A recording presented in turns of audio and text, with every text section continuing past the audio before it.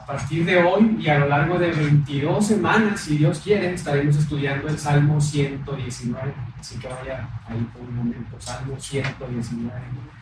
Este salmo es un salmo bellísimo, un salmo impresionante, donde observaremos, estudiaremos la realidad de la vida de todo creyente en esta tierra.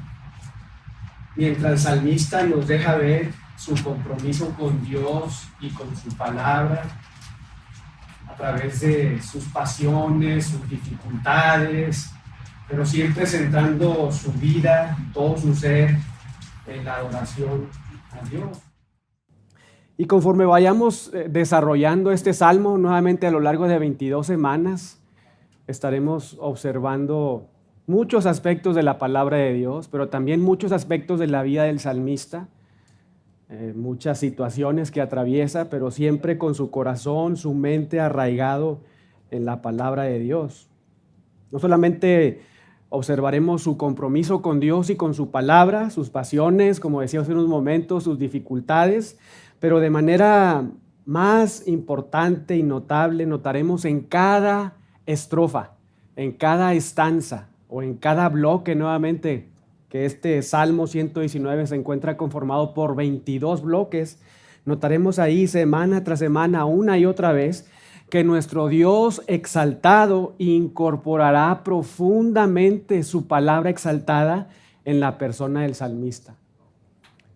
Entonces, el héroe de este salmo no es el salmista, ¿verdad? El héroe, como siempre, es nuestro Dios. Y nuevamente a lo largo de todo este salmo observaremos que nuestro Dios exaltado incorpora su palabra exaltada en la vida del salmista, de tal forma que el salmista está decidido a honrarle, obedecerle, a andar en sus caminos, a ser arraigado en él y en su palabra, y entonces así poder vivir para su gloria, encontrando dirección a su vida, pero también una perspectiva divina de todas las cosas. Algo que nos hace mucha falta a todos y cada uno de nosotros, no nada más al salmista, sino también a nosotros. Somos personas que necesitamos continuamente estar siendo recordados de la palabra de Dios.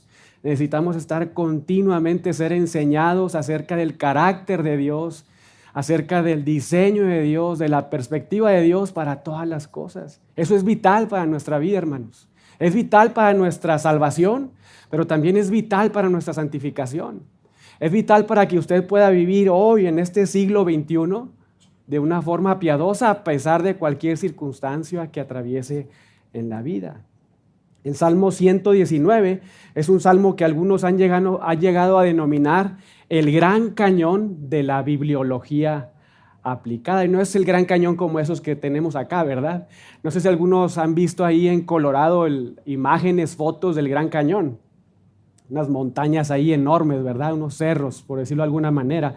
Bueno, algunos han denominado este salmo, el Salmo 119, como el Gran Cañón de la bibliología aplicada, o en términos regiomontanos, como nuestro gran cerro de la silla en cuanto a la bibliología aplicada, este Salmo 119. En la Biblia alemana, en el encabezado de este Salmo 119, se lee la siguiente frase, y cito: es el ABC dorado del cristiano relativo a la alabanza, el amor, el poder y el uso de la palabra de Dios.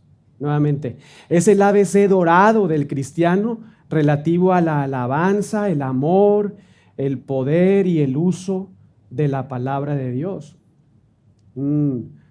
Amado hermano a quienes muchos de nosotros apreciamos, Charles Spurgeon lo llegó a nombrar este Salmo 119 como el alfabeto dorado.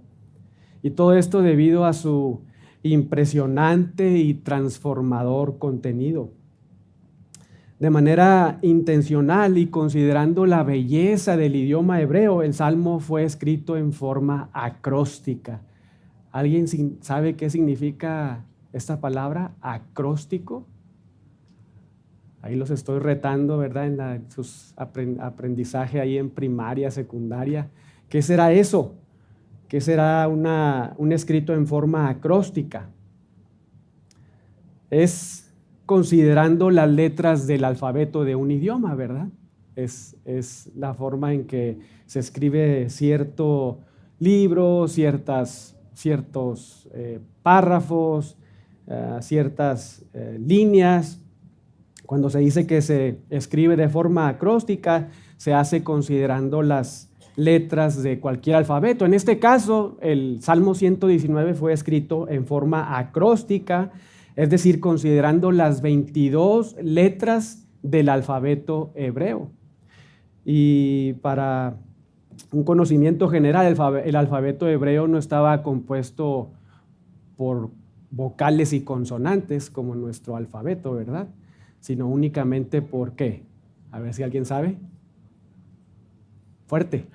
Eso, consonantes, muy bien. Por consonantes, ya después, con el paso del tiempo, fueron añadiéndose las vocales, ¿verdad? Para una mejor comprensión del idioma, pero el idioma hebreo en su más puro sentido está conformado por 22 consonantes. Y así que este Salmo 119 está escrito de forma acróstica, nuevamente considerando esas 22 vocablos, esas 22 consonantes del alfabeto hebreo. Por eso los bloques que vemos aquí, o estanzas o estrofas del Salmo 119 son 22, porque forman parte de estas, más bien está integrado, formado por las 22 consonantes. Por eso, no sé si ahí lo nota en sus Biblias, ¿verdad? Reina Valera, la Biblia de las Américas, la primera estanza, viene ahí un encabezado, ¿verdad?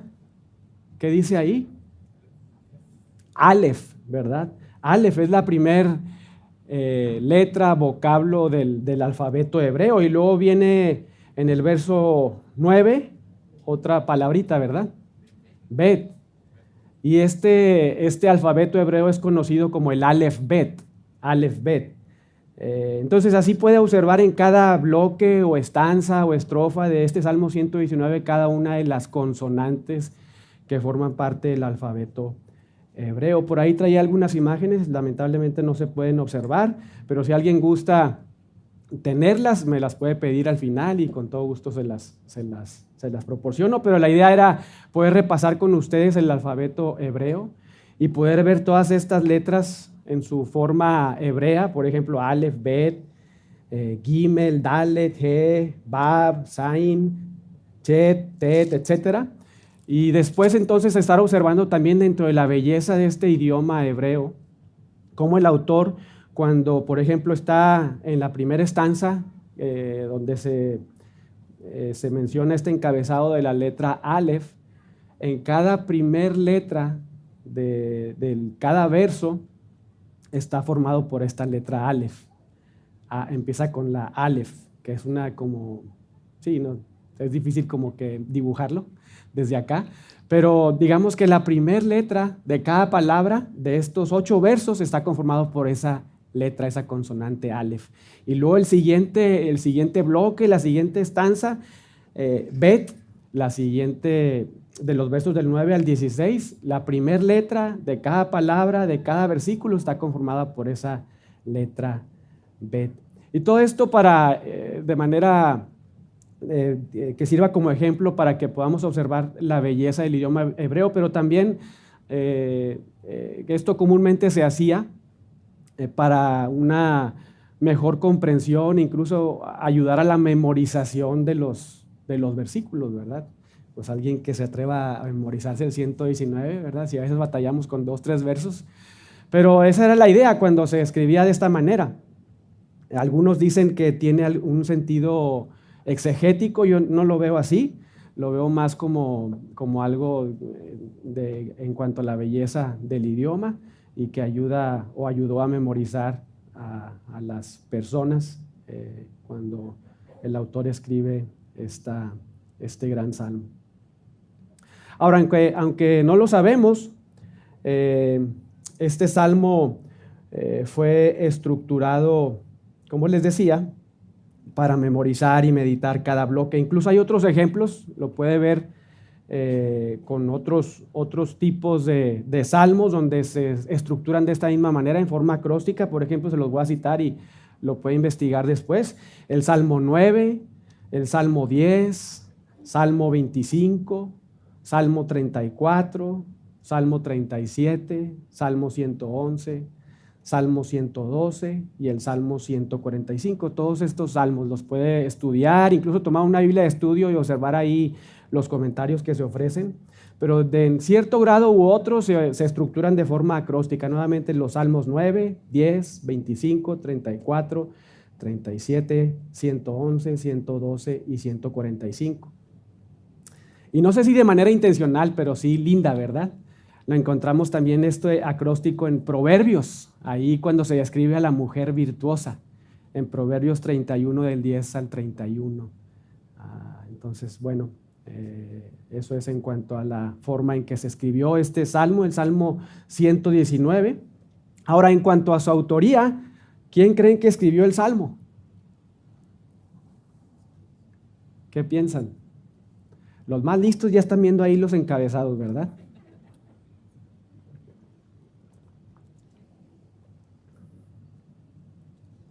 Tristemente, el Salmo no tiene ningún encabezado que nos haga referencia acerca de su autor, ni acerca de alguna condición que pasó cuando se escribió. Es por eso que el Salmo 119 es uno de los 34 salmos que no tienen encabezado, por lo que no podemos saber con certeza quién escribió el Salmo, ni tampoco en qué fecha se escribió el Salmo. Algunos han dicho que fue David quien escribió el Salmo. Otros han dicho que fue Ezequías, pero también otros han dicho que Daniel. Y aunque no debemos ser dogmáticos en este sentido, porque no hay con certeza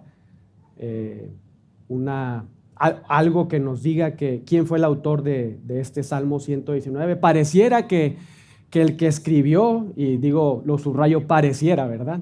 Pareciera que el que escribió este Salmo es Daniel. Es una de las opciones más viables. Pero observemos ahí algunas pistas que el autor nos deja ver en su salmo. Observe ahí, por ejemplo, en el verso 9, que el salmista desde su juventud limpió su camino guardando la palabra de Dios. 119:9, ¿con qué limpiará el joven su camino? Con guardar su palabra. De manera notable, este salmista fue expulsado. Por eso pareciera que pudiera ser Daniel una gran opción, ¿verdad? Este salmista fue expulsado como extranjero y peregrino a una tierra ajena. Verso 19, forastero soy yo en la tierra, no encubras de mí tus mandamientos. Verso 54, cánticos fueron para mí tus estatutos en la casa en donde fui extranjero. Este salmista estaba seguro de que la misericordia de Dios no solamente estaba en Jerusalén, o sea, en un lugar en especial, sino en toda la tierra. Observe ahora el verso 64. De tu misericordia, oh Yahweh, está llena la tierra. Encontró el salmista en los testimonios de Dios algo mucho más valioso que cualquier tesoro en la tierra, que cualquier riqueza. Observe el verso 14, me he gozado en el camino de tus testimonios más que toda riqueza. Lo repite en el 36, inclina mi corazón a tus testimonios y no a la avaricia. 37, aparta mis ojos que no vean la vanidad, avívame en tu camino. 72, mejor me es la ley de tu boca que millares de oro y plata. 127, por eso he amado tus mandamientos más que el oro, más que oro, muy puro. Impresionante, ¿verdad? Declaraciones del salmista. A veces podemos decir o citar lo mismo nosotros, ¿verdad? Pero realmente lo sentimos así. Hay esa apreciación por la palabra de tal forma que podemos decir, yo deseo más tu palabra que una casa, que un coche, que un mejor puesto en mi trabajo.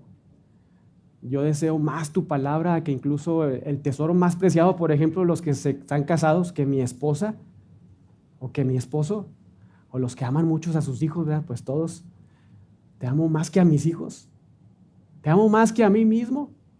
El salmista nos subraya cuál es su amor más grande, Dios y su palabra. Pero también el salmista nos deja ver que sin causa alguna Nuevamente por eso pareciera ser Daniel el autor. Reyes conspiraron contra él y lo calumniaron. Observa el verso 22 y 23. Aparta de mí el oprobio y el menosprecio, porque tus testimonios he guardado. Príncipes, que apunta a reyes, dignatarios, gobernadores, príncipes también se sentaron y hablaron contra mí. Verso 161. Príncipes me han perseguido sin causa, pero mi corazón tuvo temor de tus palabras. Personas que se burlaron de él, verso 51, que lo persiguieron, versos 85 y 86. Pero el salmista, a pesar de toda esta terrible persecución, todas estas palabras de mentira en su contra, jamás respondió de forma impía, jamás respondió pagando mal con mal. Él respondió piadosamente, aún en contra de los reyes. Observa el verso 46 lo que señala. Hablaré de tus testimonios delante de los reyes y no me avergonzaré. Y nuevamente, aunque no conocemos su identidad, lo que sí sabemos sin duda es que fue un hombre de convicciones, un hombre firme en su fe hacia Dios y hacia su palabra. Hermanos, no era casualidad, no era de que un día se durmió y a la mañana siguiente se levantó y todo fue diferente. No, sino porque su mente y su corazón se encontraban anclados en la palabra de Dios. Observa el verso 147 y 148. Me anticipé al alba y clamé y esperé en tu palabra. Una persona decidida a buscar a Dios desde temprano. Se anticiparon, verso 148, se anticiparon mis ojos a las vigilias de la noche para meditar en tus mandamientos. Lo sabemos, una cosa es leer la palabra de Dios, otra cosa es memorizar la palabra de Dios, y también otra cosa muy diferente es meditar en la palabra de Dios. Leer cualquiera lea, ¿no? Cualquiera lee, ¿verdad? Memorizar, batallamos un poquito más, pero pensar implica estar sentado, leyendo y pensando en la palabra de Dios, haciendo que la palabra de Dios esté transformando nuestras vidas al estar pensando y meditando en cómo aplicar la palabra de Dios en nuestras vidas. Y eso es a lo que estaba decidido nuestro autor. Tiene tan presente a Dios y a su palabra, este autor del Salmo 119, que en su escrito lo menciona la palabra de Dios con diferentes sinónimos en 169 de los 176 versos.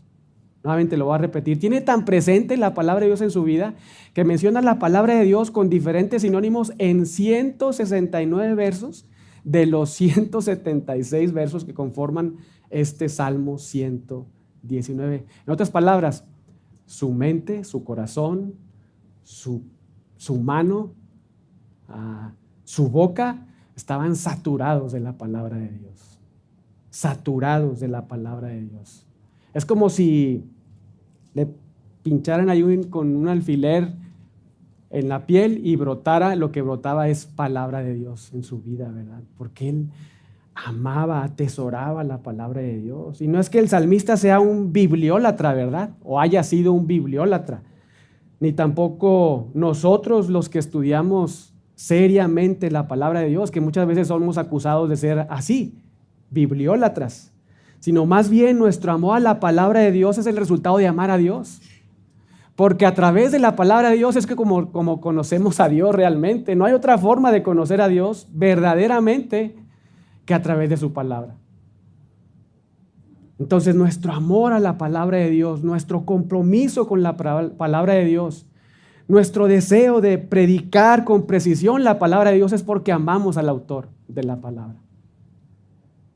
Y nos unimos al salmista cuando en el Salmo 56, verso 4, dice, en Dios alabaré su palabra. En Dios he confiado, no temeré. ¿Qué puede hacerme el hombre? Porque como el salmista aquí en el Salmo 119 sabemos que es Dios quien regenera, es decir, quien da vida espiritual al muerto espiritual. Quien da vida y salva, pero también sabemos, afirmamos, entendemos que Dios se revela especialmente por medio de su palabra, que utiliza como instrumento su palabra para salvar a pecadores, pero también para santificarnos a todos nosotros. Es el medio, hermanos, en el cual Dios nos limpia. Es el medio en el cual Dios nos preserva. Es el medio a través del cual Dios nos hace estar firmes ante las dificultades.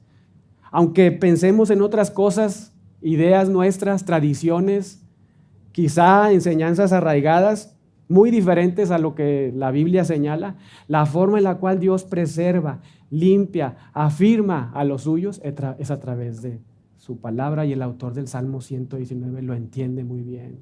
Por eso nuevamente a lo largo de 169 versículos, de los 176 que forman este 119 capítulo, ahí está la palabra de Dios.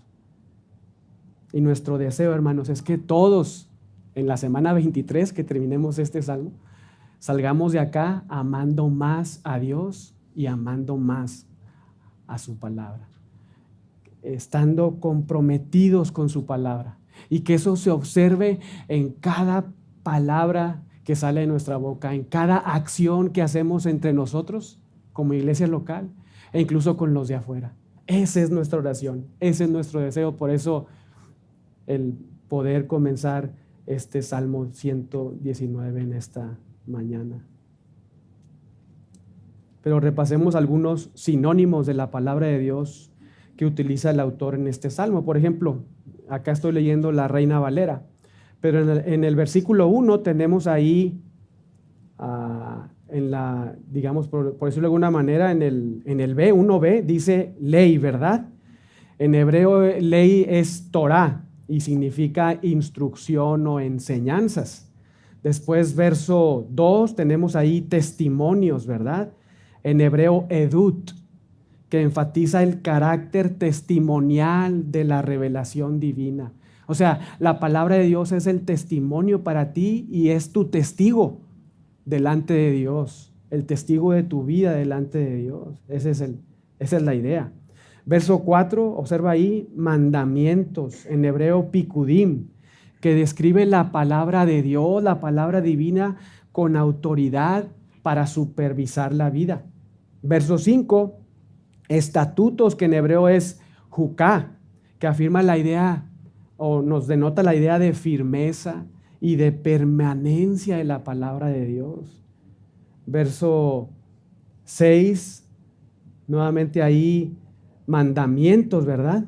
Aunque en hebreo es otra palabra, pero en la Reina Valera ahí se menciona mandamientos, pero en hebreo es miswá, que subraya la autoridad de la palabra de Dios. Verso 7, juicios, mispat en hebreo, que se relaciona con reglas, afirmaciones de la palabra divina. Verso 9, note ahí, palabra, ¿verdad? Dabar, la más común, la que refiere a todo lo que nuestro Dios ha dicho. Y por último, verso 11, promesa, en hebreo imra, una palabra que es muy similar a dabar, que es dichos o palabras, aunque también promesa.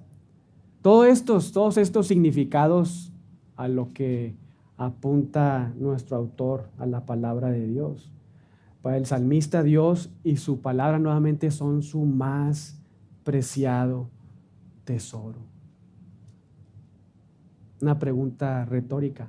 ¿Realmente ama usted más a Dios que a su esposo?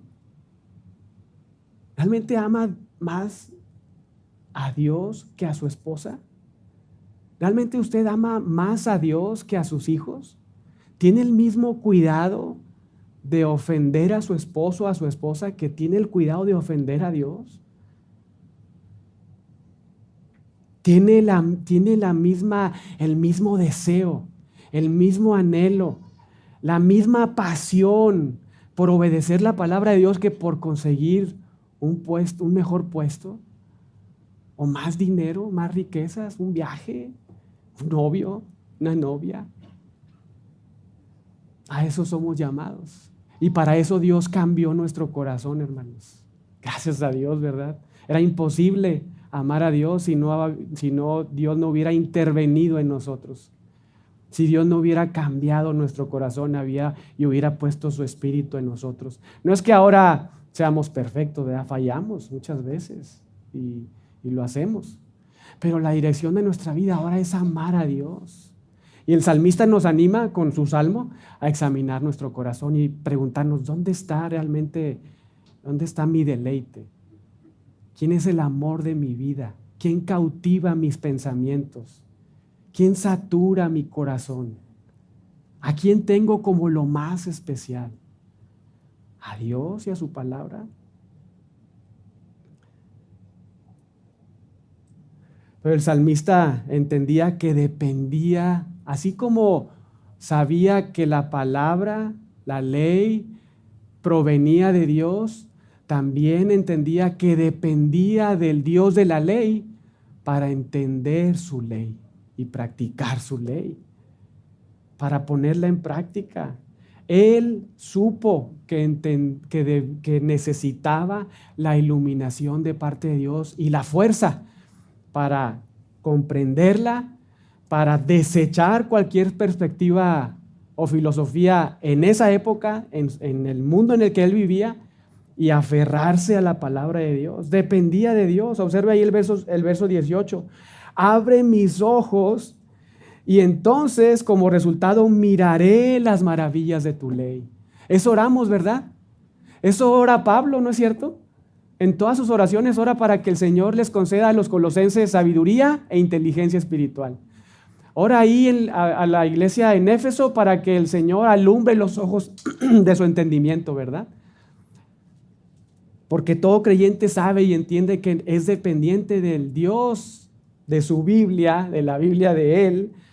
Depende de Él mismo para ser iluminado y entonces afirmar como verdad toda la palabra de Dios y vivir de acuerdo a la palabra de Dios.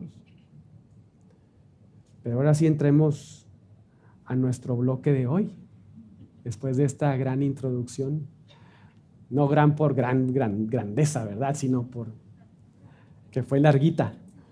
Nuestra estanza o bloque, versos del 1 al 8 del Salmo 119. Ahí vea su Biblia y sígame con su vista. Bienaventurados los perfectos de camino, los que andan en la ley de Jehová. Bienaventurados los que guardan sus testimonios y con todo el corazón le buscan. Pues no hacen iniquidad los que andan en sus caminos. Tú encargaste que sean muy guardados tus mandamientos. Ojalá fuesen ordenados mis caminos para guardar tus estatutos. Entonces no sería yo avergonzado cuando atendiese a todos tus mandamientos. Te alabaré con rectitud de corazón cuando aprendiere tus justos juicios. Tus estatutos guardaré. No me dejes enteramente. Padre, gracias por tu palabra y por tan precioso salmo que nos regalas. Gracias porque lo has puesto en tu Biblia y tenemos el privilegio de leerlo, estudiarlo, pero también te suplicamos que nos ilumines, Señor, que abras nuestros ojos para poder comprender cada estanza, cada estrofa, incluso cada línea de este precioso salmo, Señor. Queremos adorarte y vivir para tu gloria. En el nombre de Jesucristo. Amén. Los versos, hermanos, no sé si lo notaron, pero se repite muchas veces la metáfora del camino, ¿verdad? El camino de la vida. Por ejemplo, en el verso 1 ahí, observen, perfectos ¿de qué?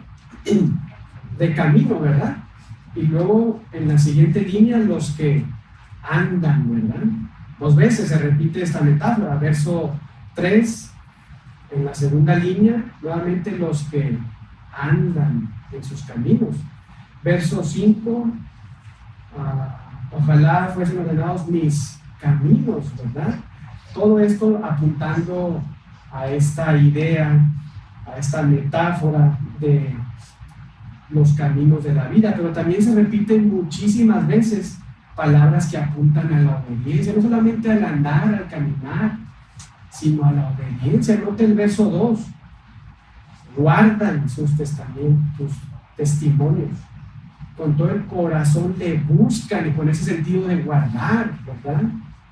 Verso 4, segunda línea, que sean muy guardados tus mandamientos. Verso 5, segunda línea, para guardar sus estatutos. Verso 6, segunda línea, cuando atendiese, en el sentido de guardar, ¿verdad? Cuando obedecer, cuando atendiese a todos tus mandamientos. Incluso verso 8, la primera línea, tus estatutos guardaré. Es notable, ¿no? Notable lo que se observa. La metáfora del caminar, del andar, de la vida diaria, y las palabras que se repiten en cuanto a la obediencia, y todo esto anticipándonos un estilo de vida. Un estilo de vida que agrada a Dios, un estilo de vida que honra y glorifica a Dios al meditar y practicar la palabra de Dios. En este bloque podemos observar que la palabra de Dios dirige los pasos de los suyos. ¿Quiénes de acá son del Señor? Gracias a Dios. Espero que así sea, los que estamos acá, con la mayoría del Señor. Pero acá en este primer bloque podemos observar que la palabra de Dios dirige los pasos de los suyos, lo cual se observa con tres perspectivas. La primera, en los versos del 1 al 3, la perspectiva de todo hijo de Dios acerca de la prioridad de la obediencia. Verso 4, la perspectiva de Dios acerca de la prioridad de la obediencia. Y versos del 5 al 8, la perspectiva del salmista acerca de la prioridad de la obediencia. Note el verso 1, la perspectiva de todo hijo de Dios acerca de la prioridad de la obediencia. Verso 1, cómo comienza ahí, bienaventurados. Igual que un salmo, ¿no? ¿Alguien nos recuerda?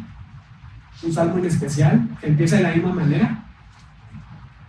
Hermana Mireya, Salmo 1, ¿verdad? ¿Cómo empieza? A ver si alguien se recuerda. Bienaventurado el varón, pero la primera palabra, hermanos, bienaventurado. Dios abre el salterio con una bienaventuranza. Y abre ese salterio, es decir, el libro de los Salmos, utilizando este Salmo 1 como la introducción a todo lo que se desarrolla en los demás capítulos del libro de los Salmos.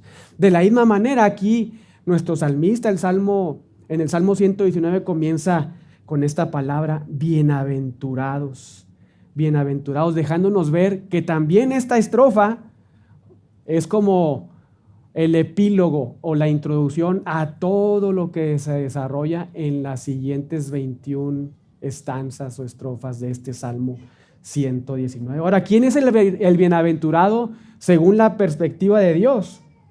¿Quién será? Según Job 5:17, dichoso es el hombre a quien Dios castiga. Según el Salmo 1, feliz es el hombre que no anduvo en consejo de malos, ni estuvo en camino de pecadores, ni en silla de escarnecedores se ha sentado, sino que en la ley de Yahweh está su delicia, y en ella medita de día y de noche. Esa es, desde la óptica de Dios, esa es la persona que es completamente feliz, completamente dichosa. No la que está sana 100%, no el matrimonio que tiene esposos creyentes, hijos o no hijos, o el que tiene más dinero o menos dinero, o el que es flaco, es gordo, alto, chaparro, lo que sea. No, desde la óptica de Dios, desde la perspectiva de Dios, quien es bienaventurado es la persona a quien Él disciplina y a quien la persona considera la palabra de Dios como lo más precioso, de tal forma que medita en ella de día y de noche. Pero también el Salmo 2:12 nos dice que son dichosos los que confían en el eterno Hijo de Dios. Salmo 32:1 nos dice que son felices los que son perdonados de todos sus pecados. Salmo 33:12 nos dice que bienaventurada es la nación cuyo Dios es Jehová. Salmo 34:8 nos dice que es dichoso aquel que confía en Jehová. Salmo 65:4 nos dice que es feliz la persona a quien Dios escoge y atrae hacia Él. Precioso, ¿verdad? Podemos continuar, hay muchos más ejemplos. Pero no podemos dejar de mencionar a nuestro amado Señor Jesucristo, que comienza señalando una serie de bienaventuranzas, ¿verdad? En el gran sermón del monte. Mateo 5:3 empieza a dar una lista, pero comienza ahí diciendo una gran verdad. Es como si abriera la puerta a todas las bienaventuranzas, diciendo que la persona más feliz, más dichosa, es aquella que reconoce su bancarrota espiritual y corre a Él para recibir la prosperidad en su alma.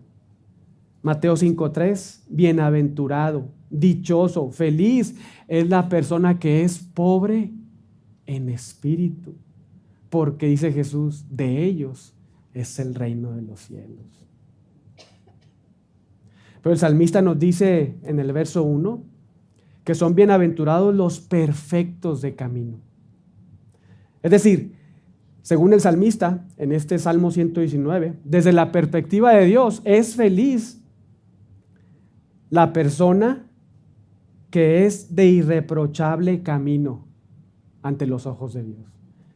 Toda persona que es irreprochable en su camino, en la dirección de su vida, delante de los ojos de Dios, es la persona más feliz, más dichosa.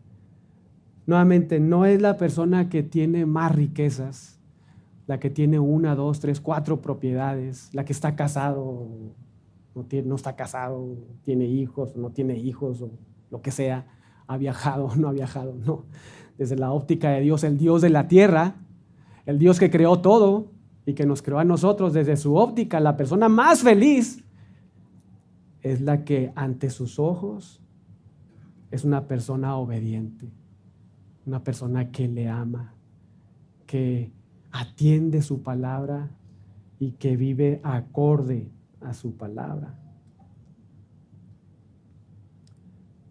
Y esto es algo que siempre Dios ha esperado de todos los que son suyos. En Génesis 17:1 se nos dice que a Abraham también se le animó a esto.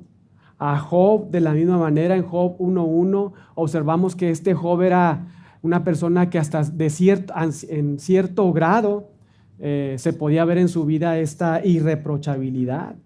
Dios espera que nuestras vidas, de todos los que somos suyos, nuestras vidas sean caracterizadas por integridad en nuestro carácter y en nuestra conducta. Y aunque sabemos que ninguno de nosotros lo va a lograr 100%, ¿verdad? Pero sí hubo un hombre, el Dios hombre Jesucristo, que lo logró, que lo vivió. Pero todos somos llamados a andar en integridad, todos somos llamados a vivir en integridad en toda nuestra vida. Tanto los creyentes en el antiguo pacto lo estamos viendo, ¿verdad? Como los creyentes en el nuevo pacto, somos llamados a eso, a vivir con una vida que se caracterice de integridad. En Gálatas 4:19, Pablo nos dice que él sufre dolores de parto. ¿Cuántas mujeres han sufrido dolores de parto acá? Pues todas las que tienen hijos, yo creo, ¿verdad? Pablo dice, para que nos demos una idea más, de una forma más vívida, que él sufre dolores de parto hasta que Cristo se ha formado en las iglesias, en los que forman parte de las iglesias de Galacia. O sea, él se esfuerza de tal forma, sufre de tal forma, está dispuesto a sufrir con tal de que sus lectores, aquellos que están bajo su cuidado, sean personas que crezcan y maduren y sean cada vez continuamente santificadas por Dios y por su palabra. El mismo Pablo en Filipenses 2, del 12 al 16, nos da instrucciones respecto a nuestra santificación progresiva, para que seamos irreprensibles, sencillos y sin mancha. De hecho, en Colosenses 1, del 24 al 29, tenemos esta realidad de que una marca, y no solamente una marca, sino más bien el objetivo de su ministerio, el objetivo principal de su ministerio es hacer completos, perfectos, ¿verdad? A todo hombre, maduros. Y el salmista nos dice en el verso 1, bienaventurados los perfectos de camino. Note ahí, los que andan en la ley de Jehová. En otras palabras, es como si dijera, oh, qué bendecidos son aquellos que poseen integridad de vida al practicar la ley de Dios. Y note que es la ley de Dios, ¿verdad?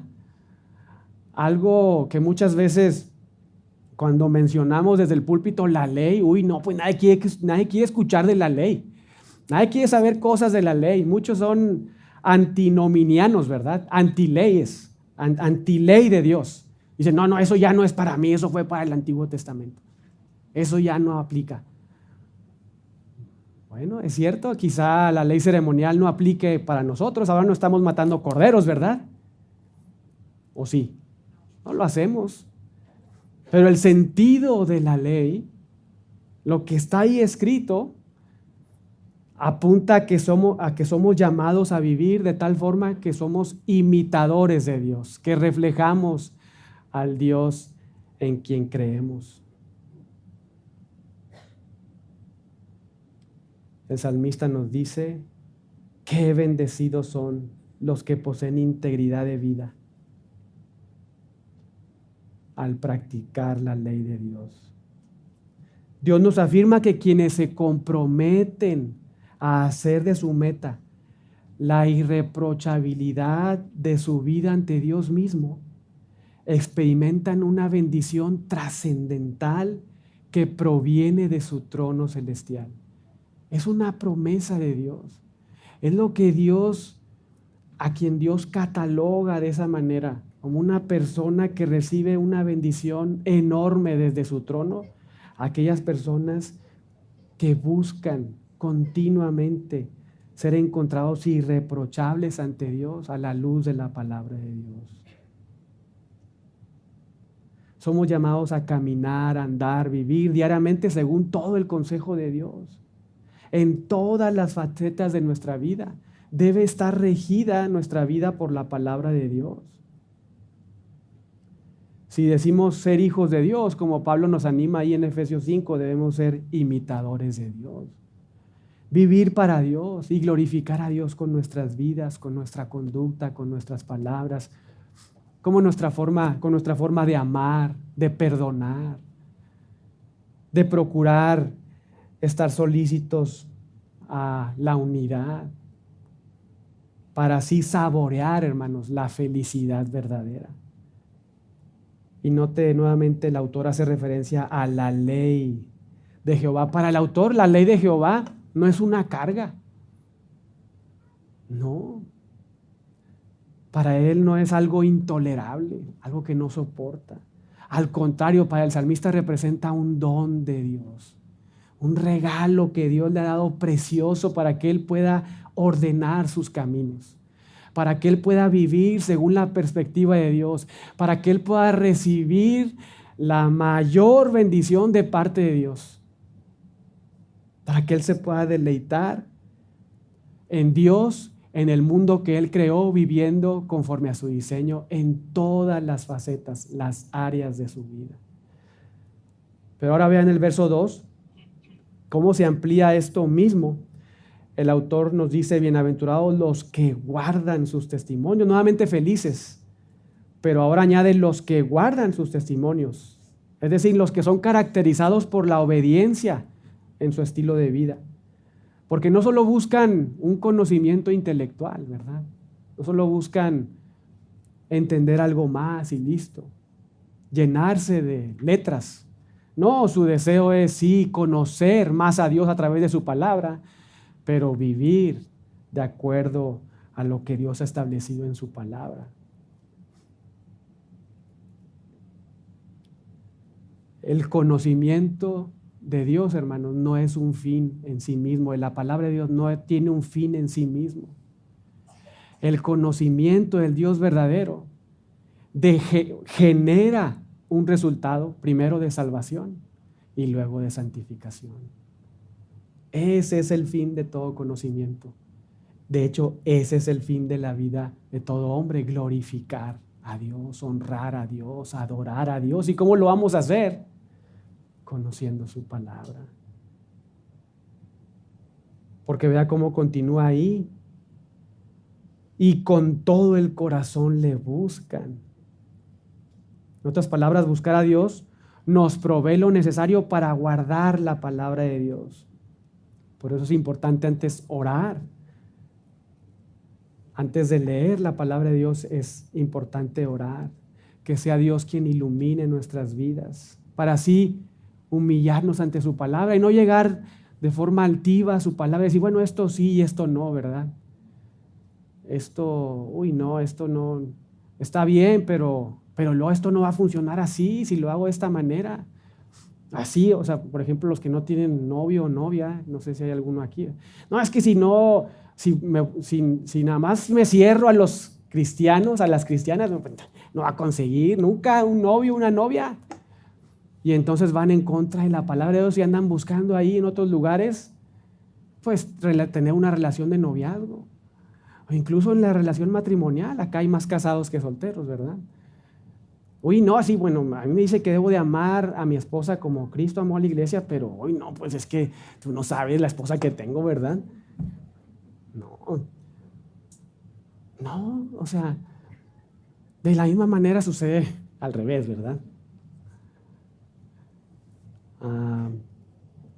Por eso es importante orar, hermanos, humillarnos ante Dios, pedirle perdón, iluminación de su espíritu para llegar a su palabra y decir, Señor, ayúdame a comprender tu palabra, ayúdame a practicar tu palabra, porque quiero honrarte y glorificarte, quiero adorarte. ¿Y saben qué, hermanos? Esto encima es un mandato, lo vamos a ver. No sé si a lo mejor ya ni llegamos, ¿verdad? Y ustedes lo desarrollan ya después del Salmo en su casa.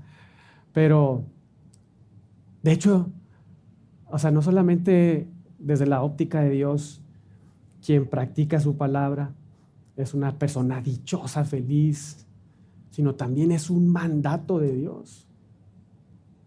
Es un mandato de Dios. Es una orden. Verso 4, tú encargaste que sean muy guardados tus mandamientos. Pero antes de ir ahí, observe ahí la forma en cómo se ve una vida que practica la obediencia a Dios a su palabra. Verso 3, no hacen iniquidad. Claro. La persona que es irreprochable de camino es la que practica la palabra de Dios. La que guarda la palabra de Dios. La persona que atesora la palabra de Dios porque busca con todo su corazón a Dios y Dios le capacita para vivir, andar rectamente como a Dios le agrada. Por eso esas personas no hacen iniquidad, no practican el pecado. No quiere decir que no fallen, pero su vida no está caracterizada por un pecado continuo que está practicando y practicando y practicando y practicando y no pasa nada. No, los que andan en la palabra de Dios, los que guardan su palabra, los que con todo el corazón buscan al autor de la palabra, son personas que su vida diaria no está caracterizada por un pecado que está continuamente ahí, pecado o pecados continuamente practicando, sino al contrario, lo que está haciendo está guardando la palabra de Dios, está andando en la palabra de Dios, está practicando la palabra. No practica el pecado, peca, pero no practica el pecado. Lo que hace es practicar la palabra de Dios. No practica la desobediencia, no es una característica en su vida, sino la característica de su vida es la obediencia. Tú lo observas y aunque a veces hace unas caras ahí medio curiosas, a veces habla medio raro también, pero la dirección de su vida es que tiene una forma de hablar diferente, tiene una forma de pensar diferente.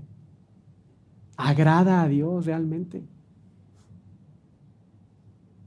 Con términos negativos nos dicen no hacen iniquidad, y con términos positivos andan en sus caminos los que andan en la ley de Jehová. Estos puntos, rasgos distintivos del 1 al 3, apuntan no a la salvación de una persona, sino a la santificación de una persona que conoce al Dios verdadero. Y nuevamente lo quiero subrayar: la obediencia a la palabra de Dios no salva a nadie, porque el estándar de Dios es perfección. La obediencia a la palabra de Dios no salva absolutamente a nadie. La salvación es por gracia únicamente, por medio de la fe solamente, en la persona de Cristo únicamente. Pero la obediencia a la palabra de Dios es la marca de todo cristiano, porque Dios nos creó, somos hechura de Dios para andar en sus caminos, en sus buenas obras que Él de forma anticipada diseñó y creó para que todos aquellos a los que ha regenerado anden en ellas. Por eso, de manera muy sabia, completamente sabia, nuestro Señor Jesucristo: por sus frutos los conoceréis. ¿Cuál es la perspectiva de Dios acerca de la prioridad de la obediencia? El verso 4. Tú. El autor está hablando en tercera persona, no sé si lo notó en los versos del 1 al 3. Está refiriéndose a aquellos, ¿verdad? Otros. Y luego en el verso 4 se dirige a segunda persona, a Dios. Tú encargaste que sean muy guardados tus mandamientos. Y de manera notable, en los versos 5, 6, 7 y 8 cambia ahora a referirse en primera persona a Él. Dice: tú encargaste que sean muy guardados tus mandamientos. Verso 5, ojalá, un deseo muy fuerte, ojalá. Es como si estuviera diciendo: oh, que fuesen ordenados mis caminos para guardar tus estatutos. Y esa es la tercera perspectiva del salmista respecto a la prioridad de la obediencia. Ojalá fuesen ordenados mis caminos. Y aquí el autor nos deja escuchar los latidos de su corazón. Así, pum, pum, pum. Nuevamente pasa a hablar en tercera persona, segunda persona, para ahora primera persona. Él tiene un fuerte deseo.